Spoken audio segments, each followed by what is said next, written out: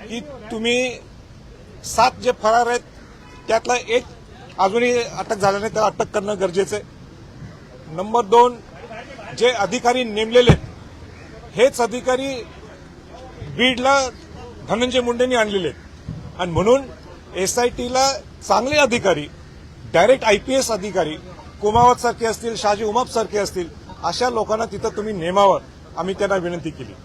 दुसरी महत्वाची विनंती आम्ही त्यांना केली की विधानसभेच्या पटलावर स्वतः मुख्यमंत्री बोलले।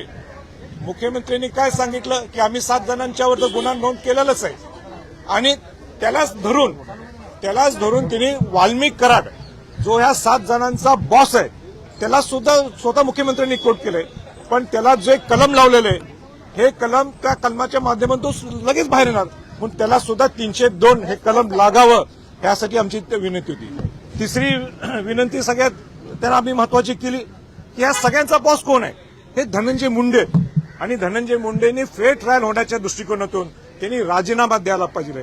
पूर्वी असेच अनेक प्रसंग निर्माण झाले होते, लोकांचा आक्रोश असताना त्यावेळी मग अंतोले साहेब असतील, लेट अंतोले साहेब असतील, तिथं आर आबा असतील, अशोकराव चव्हाण असतील, मनोहर जोशी साहेब असतील, या सगळ्यांनी सुद्धा त्यांनी राजीनामा दिला। मग क्लीन चिट झाल्यानंतर परत तेच प्रामुख्याने मोठ्या मोठ्या पदावर बसले। मग आताचं सरकार म्हणा किंवा अजितदादा म्हणा का संरक्षण द्यायला लागले धनंजय मुंडेंना?